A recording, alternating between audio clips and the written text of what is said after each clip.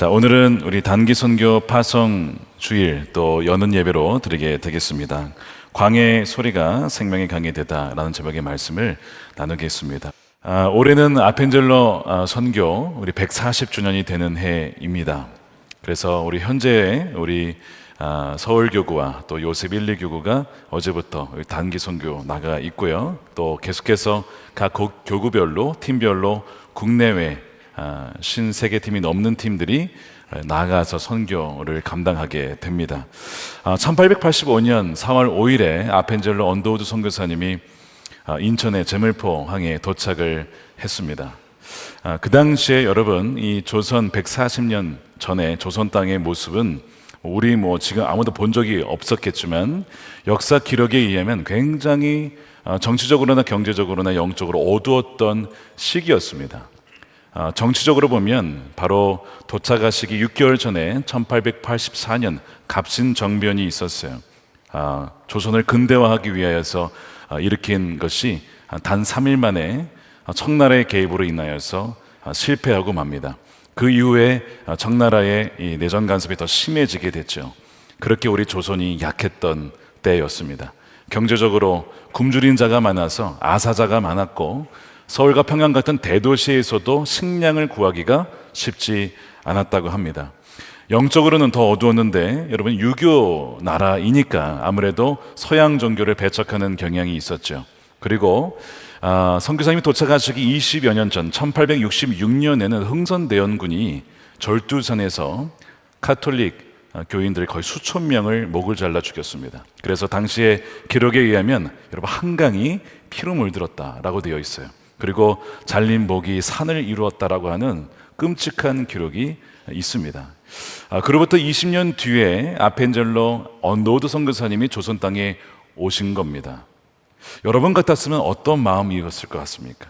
내가 죽을 수도 있겠구나, 내가 조선 땅에서 복음을 전하다가 목 잘려 죽을 수도 있겠구나라고 하는 그런 두려움이 왜 없었겠습니까? 그러나 주님께서 보내셨고 주님께서 함께 하심을 믿고 이 조선 땅에 와서 복음의 씨앗을 뿌리고 사랑의 수고를 통하여 우리 조선 사람들을 사랑하여 아펜젤러 선교사님은 결국에는 조선 사람을 구하다가 바다에서 빠져 돌아가시게 됩니다. 어쨌든 이 조선에 자신의 목숨을 드린 분들이시죠.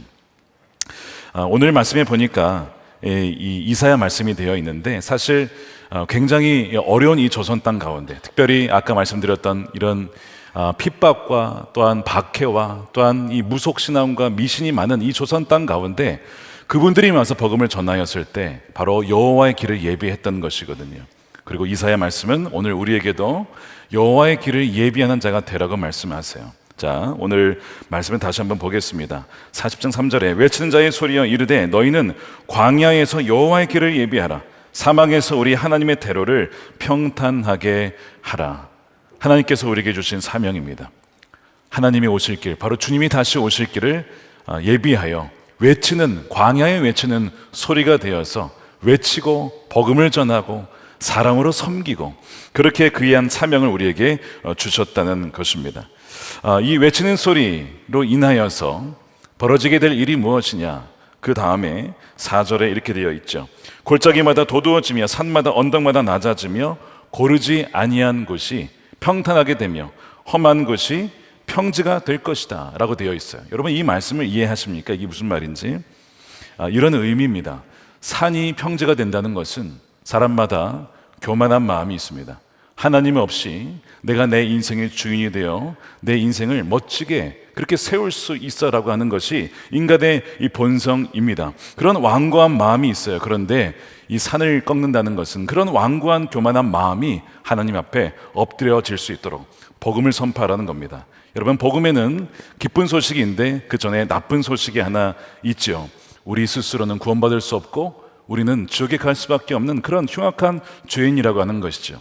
그래서 이 율법의 말씀과 복음의 말씀을 함께 선포할 때에 우리가 죄인이고 나는 것을 깨달으면서 엎드리면서 그 높아졌던 산이 낮아지게 되는 거예요. 그리고 골짜기가 메어진다고 했죠. 그것은 바로 인생의 스스로가 절망 가운데 소망이 없이 살아가는 이들에게 예수님께서 그들의 왕이 되어주시고 구세주가 되어주시고 선한 목자가 되어주셔서 그들에게 친히 찾아와 주시고 그들을 치유해 주시고 그들을 인도해 주시며 공급해 주시는 분이라고 하는 것을 선포함으로 그들의 삶이 다시 일어서서 그 절망의 계곡 속에서 다시 회복될 수 있도록 그 복음을 선포하라는 거예요. 그것이 골짜기가 메어지고 험난했던 것이 다시 평지가 된다는 그런 의미입니다. 바로 복음은 뭐라고 되어 있습니까? 로마서 1장 16절에 하나님의 능력입니다. 복음은 사람의 인생을 변화시킬 수 있어요. 그리고 그 변화된 사람이 또한 세상을 변화시키는 것입니다. 복음이 바로 하나님의 능력이기 때문에 산이 낮아지고 골짜기가 메어지는 놀라운 역사가 일어나게 되는 것이죠. 그래서 아펜젤로 선교사님이 이렇게 외친 겁니다. 회개하라, 천국이 가까이 왔느니라. 그렇게 해서 산을 낮아지게 하면서 동시에 너의 죄가 용서받았다, 십자가의 복음을 선포함으로 이 조선인들의 주님을 모르고 살았던 그 지난날의 모든 죄악들을 주님께서 용서하셨음을 그들이 듣고 회개하여 정말 주님과 동행하는 삶을 살아갈 수 있도록 우리에게 역사해 주신 것이죠. 그들의 사역은 말로만 그치지 않고 실제로 우리 조선 땅에 도움이 될 수 있도록 많은 여러 가지 분야 속에서 사랑의 수고를 함께 해 주셨습니다. 언더우드 선교사님은 복음을 전하면서 고아들을 위한 학당을 세우셨어요. 아펜젤러 선교사님은 지금 배와 여대의 전신인 배와 학당을 세워서 많은 아이들과 청년들에게 복음을 전하며 가르치며 그들이 정말 일꾼답게 세워질 수 있도록 그렇게 복음의 빛을 전했습니다. 또한 함께 합력하여서 이 조선의 언어로 성경을 이해할 수 있도록 성경을 함께 번역을 했고, 여러분 잘 아시다시피 알렌 스크린턴 선교사님은 지금 우리 세브란스 병원이죠, 재중원을 설립해서 죽어가고 정말 고통당하는 많은 환자들을 치유하면서 바로 치유하시는 분이 주님이시다, 주님이 진정한 치유자 되신다라고 하는 것을 의술 활동을 통하여 선교를 하셨다는 거예요. 그래서 이 조선 땅에 빛을 전해주시고 하나님 나라를 증거하신 우리 선교사님들을 인하여서 많은 어려움이 있었고 박해가 있었지만 또한 배척이 있었지만 그럼에도 불구하고 포기하지 않고 우리에게 복음을 전해주셨기 때문에 이렇게 대한민국이 성장하고 부흥하고 이제는 전 세계에 두 번째로 가장 많은 선교사를 파송하고 돕는 그런 나라가 되었다는 것이죠. 정말 하나님이 택하신 제사장적인 그 나라가 바로 이 대한민국이 된 것입니다. 그 은혜가 얼마나 큰지, 그리하여 주님께서는 이제 주님이 다시 오실 텐데 그 마지막, 이 모든 역사의 마지막 챕터의 피날레를 우리와 함께 하실 수 있도록 주님이 우리를 초청해 주신 거예요. 여러분, 이 모든 이 선교 사역에 있어서 여러분 기억하셔야 될 것이 있는데, 광야에 길을 내고 사막에 강을 내는 것은 우리 힘으로 하는 게 아닙니다. 여러분, 선교하면 좀 부담되시죠? 아, 내가 선교할 수 있을까? 내가 국내든 해외든 나가서 복음을 전할 수 있을까?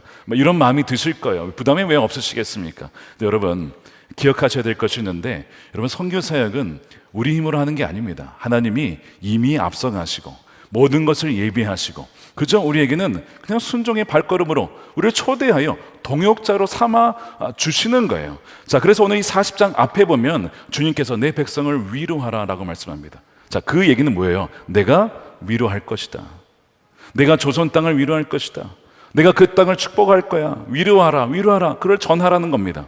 그리고 3절에 가서는 뭐라고 되어 있습니까? 3절에 가서는 이제 1절 2절에 보시면 이렇게 되어 있습니다. 너희는 예루살렘의 마음이 닿도록 말하며 그것에게 외치라. 노역의 때가 끝났고 그 죄악이 사함을 받았다. 죄가 사함을 받았다. 자, 사실은 이사야 배경은 이런 거예요. 유다 백성이 우상을 숭배하여 하나님을 멀리했죠. 그러다가 바벨론 포로로 끌려갑니다. 70년의 그 고통스러운 포로기를 보낸 이후에 돌아오게 됩니다.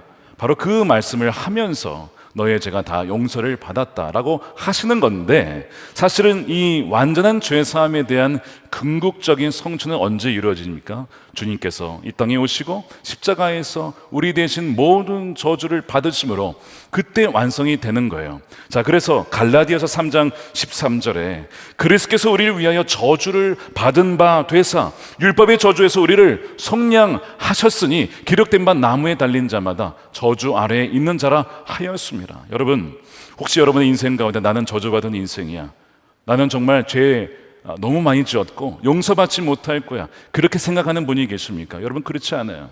그래서 주님께서는 외치라고 하는 겁니다. 십자가에서 나 예수가 너희를 위하여 이미 모든 저주를 다 받았으니 너희가 그것을 믿고 회개한다면, 그리고 나를 영접하고 나의 이제는 말씀에 순종해 나간다면 너희의 저주는 다 사라졌고 너희에게는 이제는 나로 말미암은 생명과 복이 너희의 것이 될 거야. 너는 복의 근원이 될 거야. 이제는 세상으로 나아가서 복을 전하고 복의 통로로 세상을 축복하는 세대가 되어라 라고 말씀을 하시는 것입니다. 그렇게 살아가는 여러분들이 되시기를 축복합니다.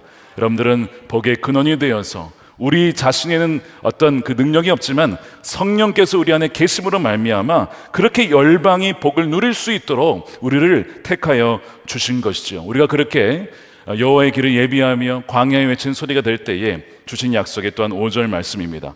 여호와의 영광이 나타나고 모든 육체가 그것을 볼 것이다. 결국에는 여러분, 주님은 다시 오실 거예요. 저는 요즘에 이 AI 발전을 보면서 무슨 생각을 하냐면, 이런 언어의 장벽이 무너지고 있는 거 아십니까? 언어의 장벽이 무너지고 있다는 얘기는 무슨 얘기냐면, 이제는 복음을 한 번도 듣지 못한 미전도 종족이 급속도로 사라진다는 겁니다. 그 얘기는 주님이 다시 오실 날이 가까이 오고 있다는 것이죠. 너무나 기쁜 일입니다. 그래서 기술 발전으로 인한 어려움도 있고 또한 폐해도 있겠지만, 그러나 그것으로 인하여서 결국에는 들어야 될 그 복음, 듣지 못한 사람들, 그 사람들에게 복음이 증거되어서 결국에는 주님이 다시 오실 그 날이 가까이 온다는 뜻이죠. 여러분, 주님 다 오신 다음에 그제 가서 그때 내가 그때 선교를 했었어야 되는데, 내가 여호와의 길을 예비했었어야 되는데 후회해봤자 여러분 소용없습니다. 그때는 늦는 거예요. 주님이 오시기 전에 주님이 초청하신 이 선교의 초청장에 내가 지금 순종하여 거창한 거 아니에요. 다 하나님이 하셨는데 그저 우리가 마치 다 음식 차려놓은 거에 숟가락 얹어 놓는 것처럼 주님께서는 그렇게 하시는 것도 너가 선교에 동참한 것으로 여겨주겠다라고 하시는 겁니다. 그래서 이 길을 예비하시는 선교라는 것은 결코 우리가 무에서 유를 만드는 게 아닙니다. 주님이 이 모든 것을 선행하셔서 준비해 주셨고 모든 은혜를 이미 우리에게 베풀어 주셨습니다. 여러분, 성경의 역사가 그러했어요. 아브라함에게 주님이 나타나셔서 내가 너에게 지시할 땅으로 가라. 근데 그 땅이 어딘지 모르겠으니까 네가 알아서 좀 찾아본 다음에 나한테 좀 연락을 해라. 여러분, 그렇게 안 하셨어요. 하나님이 이미 땅을 다 마련해 두시고, 그리고 아브라함에게 찾아가셔서 아브라함아, 다 준비가 됐어. 그러니까 너는 내가 지시한 대로만 가면 그 땅은 너의 후손의 땅이 될 거야. 모든 것을 다 준비해 두시고 가셔서 아브라함이 찾아오신 거예요. 여러분, 또 우리 이스라엘 백성 이제 출애굽할 때 보십시오. 가나안 땅을 갈 때에 너희들 혼자 가라. 거기 어디니까 내가 지도 알려줄 테니까 네가 알아 좀 찾아. 중간에 힘들 테지만 극복해낼 수 있을지도 몰라. 그러니까 열심히 좀 해봐. 이렇게 안 하시고 어떻게 하셨습니까? 구름 기둥으로, 불 기둥으로 앞서가시며 또한 만나와 메추라기를 공급해 주시면서 가시는 거예요. 근데 여러분, 모든 것을 다 준비해 주신 것이죠. 또한 우리 선교에 있어 빼놓을 수 없는 본문이 여호수아서입니다. 우리가 이미 몇 년 전에 다루었지만 여호수아 6장에 보면 여리고성이 딱 막혀 있습니다. 우리가 가는 길에 막는 세력이 있어요. 그렇죠? 그때 이 여리고성이 너무 든든하게 서 있으니까 이게 뭐 무너질 수가 없을 것 같으니까 여호수아에게 이렇게 말씀하셨잖아요. 야, 몇몇 이 공병대를 불러다가 성벽에 구멍을 좀 뚫어내야겠다. 구멍을 좀 뚫어놔야 이게 무너지지. 이거 되겠냐고 하나님 그렇게 말씀하셨습니까? 아니에요. 참 믿어지진 않는데 여리고성은 멀쩡한데 하나님 뭐라고 하시냐면 그 성 이미 너에게 준 거야 라고 말씀하시는 거야. 자, 여호수아서 6장 2절이죠. 여호와께서 여호수아에게 이르시되 보라, 내가 여리고와 그 왕과 용사들을 내 손에 넘겨 줄 것이니가 아니고 뭐라고 되어 있습니까? 주었으니입니다. 영어로는 현재 완료죠. I have given Jericho into your hand. 당신의 손에, 너희들의 손에 이미 넘겨줬어. 자, 여기서 굉장히 중요한 게 뭐냐면 믿음입니다. 우리의 육신의 눈으로는 여전히 여리고성은 든든하게 세워져 있어요. 그런데 영의 세계에서는 하나님 뭐라고 하시면 이미 그것은 무너졌고 너의 것이야. 이 두 개의 차이가 있죠. 우리는 늘 눈에 보이는 대로 판단합니다. 그래서 무섭고 두려워하고 현실 때문에 압도당할 때가 있어요. 영의 눈을 뜨게 되면 그것은 사실은 아니라는 거예요. 이미 넘겨졌고 이미 우리 땅이다. 자, 그래서 믿으면 바라는 것들의 실상입니다. 보이지 않는 것들에 우리가 그것을 바라보며 믿고 선포하며 기도하며 믿음의 순종의 발걸음을 내디디면 하나님께서 정말 넘겨주신 것이 실제가 되도록 역사해 주신다는 것이죠. 성경 영역도 마찬가지입니다. 어느 사람을 위해서 기도할 때, 어느 지역을, 어느 세대를 위해서 기도할 때 눈에 보기에는 저 세대가 넘어갈까? 돌아올까? 영원히 회개할까? 싶지만 주님께서 뭐라고 하십니까? 믿고 선포할 때 이미 그 영혼은 돌아오는 영혼이야. 포기하지 마, 낙심하지 마라고 우리에게 말씀해 주시는 거예요. 사도행전에 사도 바울이 선교할 때도 마찬가지죠. 많은 박해와 어려움이 있었어요. 고린도 지역에 갔더니 막 사도 바울을 죽이려 하고 막 그런 날이 있었습니다. 그날 밤에 주님께서 이 사도 바울에게 나타나셨어요. 그리고 이렇게 말씀하시는 거예요. 사도행전 18장 9절입니다. 밤에 주께서 환상 가운데 바울에게 말씀하시되 두려워하지 말아라. 침묵하지 말고 너는 말해야 된다. 복음을 전해야 된다. 간증해야 된다. 내가 너와 함께 있으면 어떤 사람도 너를 대적하여 해롭게 할 자가 없을 것이니 이는 이 성중에 내 백성이 많음이라. 박해만 하니까 이 도시는 하나님이 버리셨나? 잃어버린 백성들이 없나? 떠날 수도 있었던 그 상황 속에 아니야, 눈으로 보기엔 그럴지 모르겠지만 내 백성, 이미 잠재된 그 백성, 돌아올 백성들이 있어. 그러니까 너는 그저 복음을 전하기만 하면 돼. 그리하여 그 순종하여 전했을 때 고린도에 교회가 세워집니다. 여러분, 이런 것이 계속 지난날의 역사였고 지금까지 우리에게 온 거예요. 그래서 이 선교를 비유를 하자면 거대한 교회왕국의 지휘자이신 하나님께서 이 하나님 나라의 아름다운 선교의 이 노래를, 찬양을, 연주를 쭉 해오셨어요. 지난 수천 년간. 그리고 마지막 클라이맥스 부분에 우리에게 하나의 작은 악기를 맡겨주셨죠. 그게 우리 인생입니다. 그게 바이올린이든 비올라든 그것이 플룻이든 무엇이든 간에 작은 악기를 우리에게 주셨어. 우리 인생을 주셨어. 거기에 그 영광스러운 음악의 찬양에 동참할 수 있도록 기회를 주시는 거예요. 그 마지막 부분에. 그래서 그 마지막 클라이맥스를 완성함으로 주님이 딱 오시는, 거기에 우리를 동참시키는 거예요. 여러분, 나중에 다 끝난 다음에 너무 멋진 연주였어, 난리가 날 거야. 그게 이제 천국 잔치입니다. 그때에 여러분, 나도 거기에 참여했었지. 나도 지난 2023년 4년 국내 선교회, 해외 선교회 이렇게 동참했었지. 그때 정말 악기 하나 들고, 우리 인생이라는 악기 하나 들고 하나 참여했었지. 주님께서 내가 알고 있다, 참 잘했다, 믿음으로 순종했다, 고맙다, 잔치를 벌이자, 영혼이 돌아왔다, 잃어버린 자들이 돌아왔다, 잔치를 벌이자. 함께, 여러분, 그 잔치에 함께 참여해야 되지 않겠습니까? 함께 참여해야죠. 그러니까 아직 늦은 게 아니에요. 아직 우리에게 기회가 있는 거예요. 주님은 이 놀라운 교환국의 마지막 클라이맥스 부분에 우리를 지금 같이 오라고, 지금까지 안 했어도 괜찮아, 이 마지막 부분에 동참하면 다 한 걸로 인정해 줄게 라고 우리를 초청해 주시는 거예요. 그러니까 여러분, 이 말씀을 믿으면 선교에 대한 부담감이 굉장히 낮아지죠. 동시에 겸손해집니다. 내가 한 게 아닌 거야. 아무도 자랑할 수가 없어. 내가 전도해서 몇 명을 영접시켰어. 여러분, 영접시키는 게 아니고 하나님이 이미 예비하신 거예요. 우리가 무슨 능력으로 사람을 변화시킵니까? 근데 우리 안에 계신 성령으로 말미암아 하나님이 우리를 통해 하신 것이니 겸손할 수밖에 없는 것이고, 또 하나는 그러므로 우리는 분별력을 가지고 하나님께서 어디에서 일하시는지를 봐야 되는 거예요. 예수님께서 사역하셨던 원칙이 뭡니까? 아버지께서 어디에서 일하시는지를 보고 아버지께서 일하시니 나도 함께 일한다라는 거예요. 그래서 이게 무슨 뜻이냐? 어떤 사람의 마음이 막 열리는 거예요. 아버지께서 일하고 계시네? 내가 동참해야 될 게 뭐지? 어느 지역에 가보니까 막 마음이 문이 열리고 막 궁금해. 막 하나님이 일하시고 계신 거야. 그럼 내가 거기에 동참할 게 뭐지? 이 분별력을 가지고 참여하는 것입니다. 그러면 하나님께서 예비하신 것을 통해 그 사람들에게 놀라운 영광을 부어주시는 것이죠. 자, 이사야 43장에 그렇게 광야에서 외치는 소리를 통해서 길을 예비하면 어떤 일이 벌어질 것이냐, 이렇게 약속하셨어요. 우리 함께 읽어보겠습니다. 이사야 43장 19절 시작. 보라, 내가 새 일을 행하리니 이제 나타낼 것이라. 너희가 그것을 알지 못하겠느냐? 반드시 내가 광야의 길을, 사막에 강을 내리니. 자, 뭐라고 하시냐면 내가 새 일을 행할 건데 너희 아직 알지 못하느냐?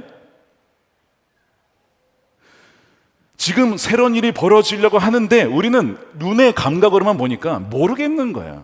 근데 하나님은 이 모든 것을 준비해 주셨어. 사막의 길이 나고 정말 이 광야에 막 강이 흘러가는 놀라운 역사를 하시겠다라고. 우리의 가정의 일터에, 또한 선교지에, 그리고 주님이 오시는 그날에 그 모든 것을 보게 될 것이라고 약속해 주셨습니다. 주님께서 나를 믿는 자는 뭐라고 하셨습니까?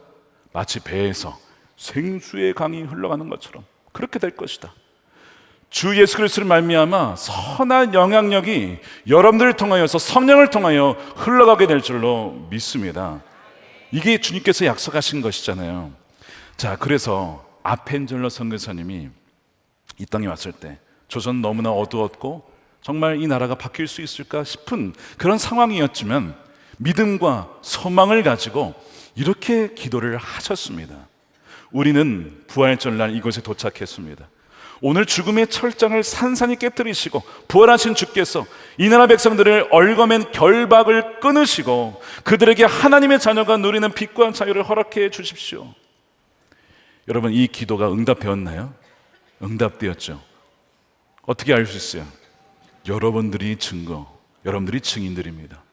아펜젤러 선교사님이 그 한 명의 그 암흑 속에 있었던 조선 땅에서 무릎 꿇고 하나님께 기도하는 것이, 그 기도가, 그 복음의 씨앗이 아름다운 열매가 되어서 이 한국에 정말 그리스도의 아름다운 계절이 맺혀지지 않았습니까? 바로 여러분들의 살아있는 증인들인 것이죠. 근데 여러분, 이것이 끝난 게 아니라 여러분들이 이제 또한 새로운 아펜젤러가 되어서 여러분이 부르시는 곳에서 이렇게 믿음의 기도로 복음의 씨앗을 심을 때에 그것이 어떻게 되겠습니까? 똑같이 10년, 20년, 30년 지난 다음에 그때 그분의 기도를 통하여 또한 복음의 수고를 통하여 이렇게 아름다운 열매를 맺었구나. 하나님이 다 아시지 않겠습니까? 하나님께서 참 수고했다라고 인정해 주시고 칭찬해 주시지 않겠습니까? 그러므로 우리는요, 우리 올해 우리 이제 선교 파송을 하면서 우리가 부르신 곳에서 가는 선교사로, 보내는 선교사로 함께 합력하여서 하나님의 뜻을 이 땅 가운데 이루는 여러분 되시기를 축복합니다.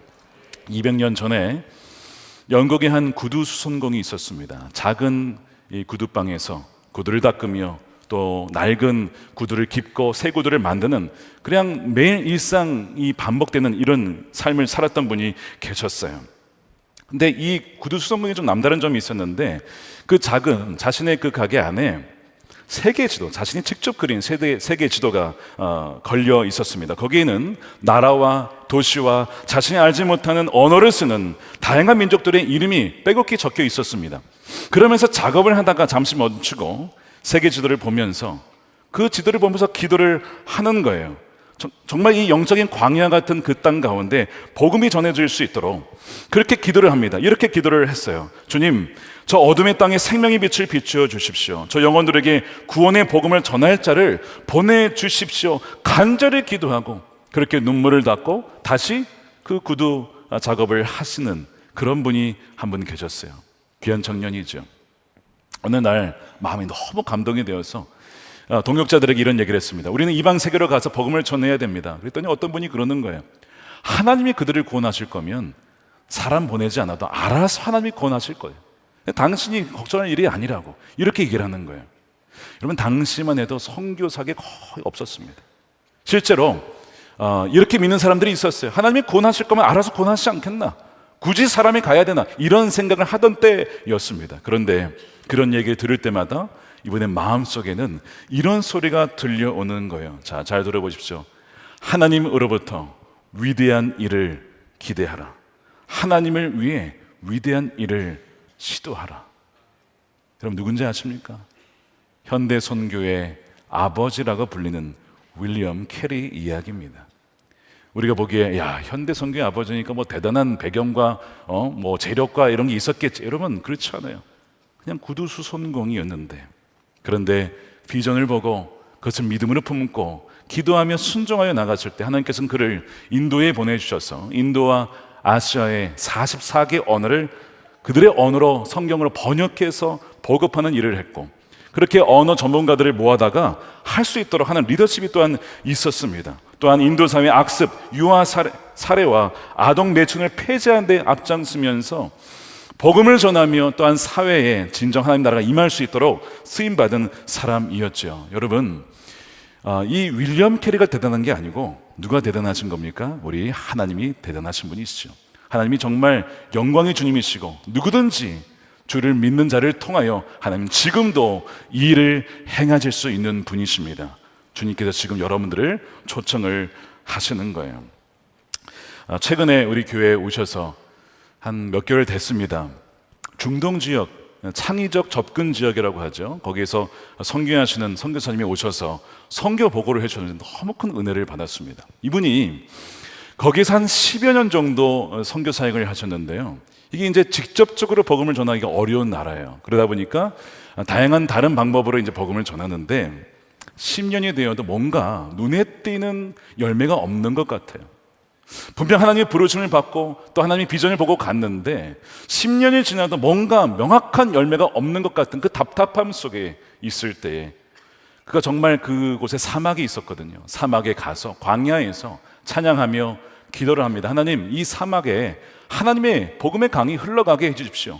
생명의 강이 흘러가게 해주십시오. 저렇게 기도하며 찬양을 막 하는 겁니다. 근데 사실 여러분 잘 보세요. 저 상황을 보세요. 저 사막이 뭐 바뀌겠습니까? 뭐 그렇게 찬양하고 기도한다고 뭐 사막이 바뀌겠냐고요. 정말 저 사막에 뭐 산이 생기고 뭐 강이 흐르고 뭐 그러겠습니까? 말도 안 되죠.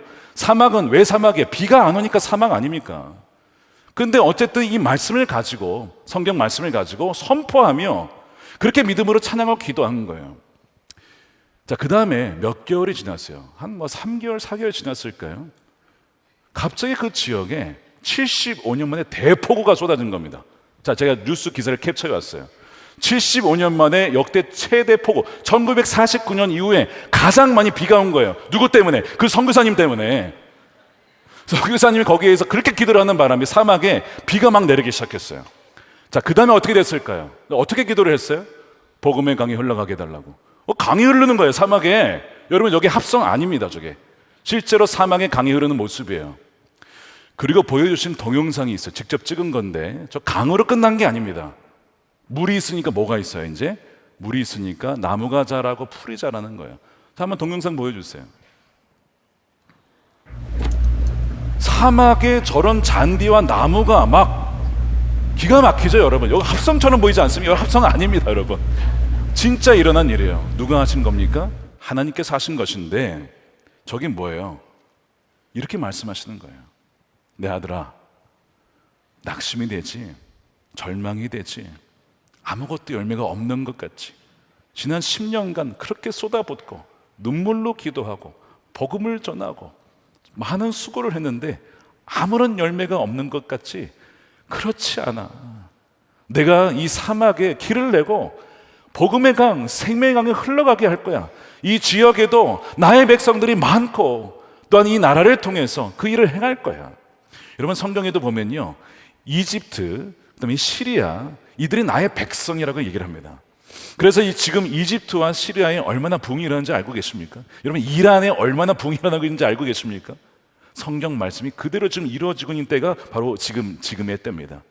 지금 이분이 그거를 보면서, 그렇습니다, 주님, 제가 잠시 낙심했지만 하나님께서 포기하지 않음을 믿고 끝까지 순종하여 내 눈에 어떤 열매가 보이든 않든 하나님께서 이미 이것을 받으셨음을 믿고 끝까지 나아가겠습니다.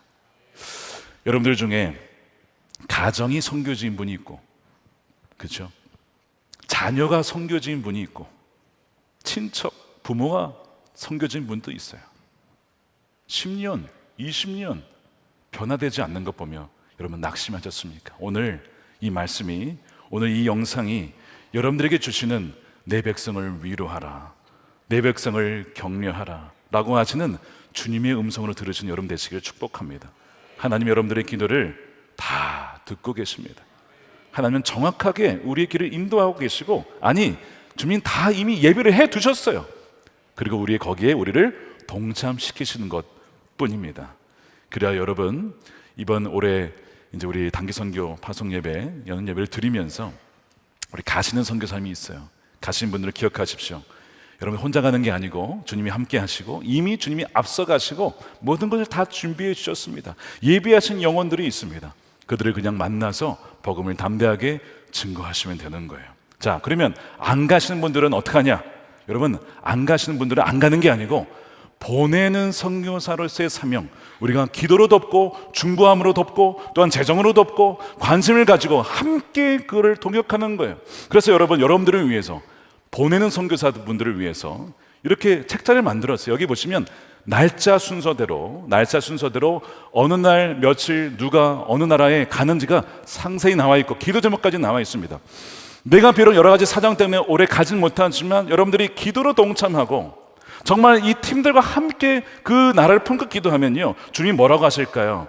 너도 그 선교에 동참한 거야 라고 인정해 주신다는 거예요. 그러니까 여러분 꼭 기억하시고, 이제 이미 5월 달에 태국 선교가 시작이 했고, 그 다음에 지금 국내 선교가 시작이 되고, 이제 해외 선교까지 캄보디아 의류 선교가 이제 출발을 합니다. 여러분 꼭 기억하셔서 가는 선교사, 보내는 선교사, 심는 자나 거두는 자나 함께 주님께서 오실 때에 그 영광을 함께 누리며 기쁨을 누리는 저와 여러분들이 되시기를 주님의 이름으로 축원드립니다.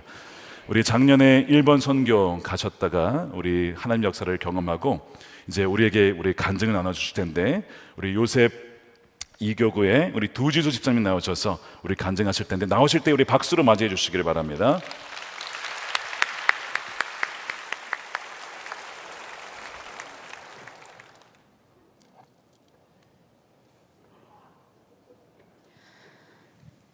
어릴 적부터 선교사에 대한 꿈이 있었지만 결혼을 하고 아이를 키우며 선교라는 것이 멀게만 느껴졌습니다.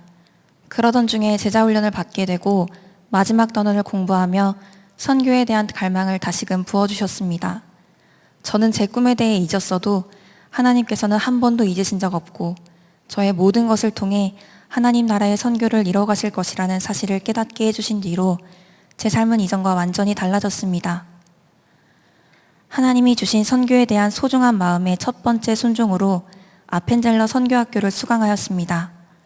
10번의 선교학교 강의를 통해 선교가 무엇인지 배우고 내가 지금 믿는 이 믿음이 수많은 선교사님들의 헌신과 순교 위에 세워진 아주 값진 것이라는 사실을 알게 되었습니다.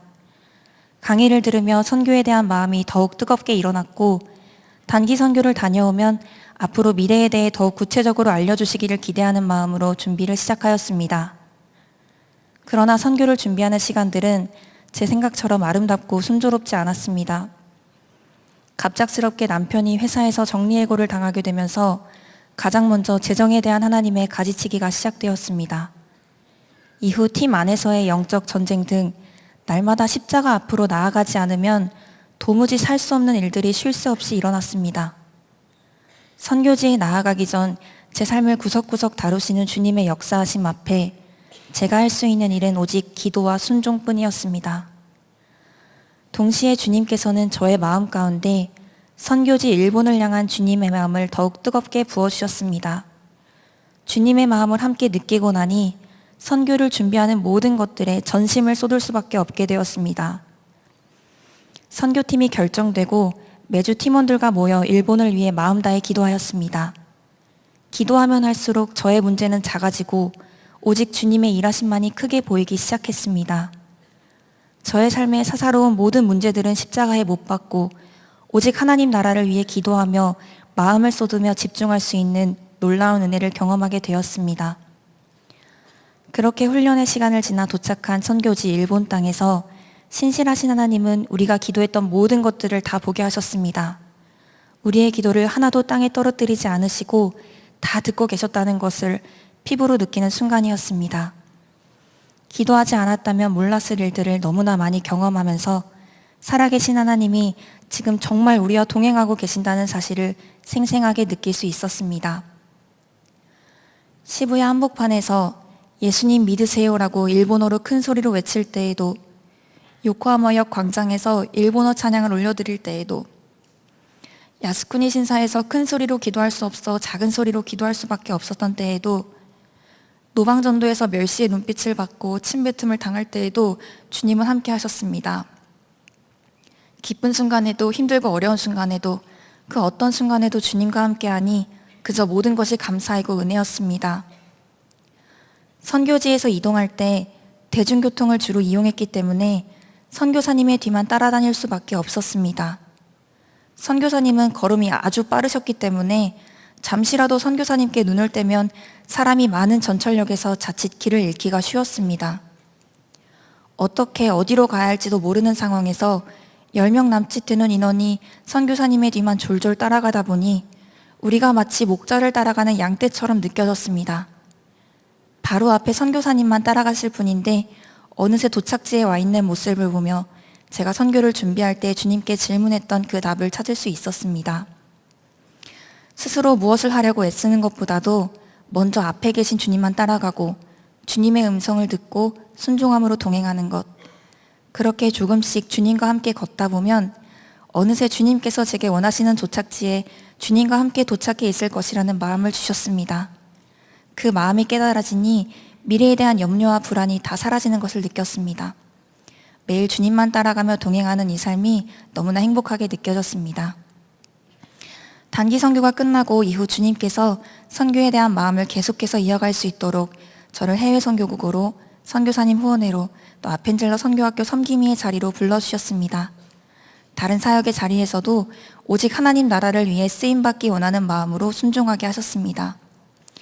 선교에 대해 알아갈수록 하나님의 놀라운 일하심을 더 가까이에서 보게 되는 은혜를 누립니다. 그러기에 오직 기쁜 마음으로 부르심에 순종할 수 있습니다. 너무나 작고 보잘것없는 제가 하나님 나라를 위해 이렇게 기도하며 기쁨으로 헌신할 수 있는 것은 전적인 하나님의 은혜입니다. 먼저 그의 나라와 그의 의를 구하라. 그리하면 이 모든 것을 너희에게 더하시리라 하신 말씀을 삶 가운데 누리게 하시니 감사합니다. 지금도 살아계셔서 하나님 나라를 이뤄가고 계시는 하나님을 찬양합니다.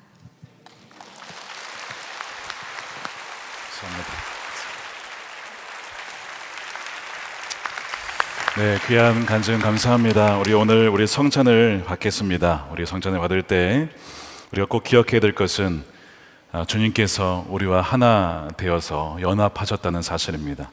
성찬의 의미는 주님과 우리가 하나라는 것이죠. 어디에 있든지 무엇을 하든지 주님은 우리를 떠나지 아니하시고 하나 되어서 또한 앞서서 인도하여 주시며 보호해 주신다는 사실입니다. 우리가 오늘 이 시간 기도할 때에 모든 두려움과 염려를 내려놓고 우리 하나 되신 주님만을 주목하며 우리의 인생이 정말 주님만 따라가는, 선한 목자 되신 주님만을 따라가는 그런 모든 주의 양들이 될 수 있도록, 그리하여 하나님의 뜻이 이 땅 가운데 이루어지는 데 주님 우리의 순종의 발걸음이 그렇게 쓰임받게 되기를 원합니다. 우리 함께 우리 기도하심으로 우리 성찬을 받도록 하겠습니다. 기도하겠습니다.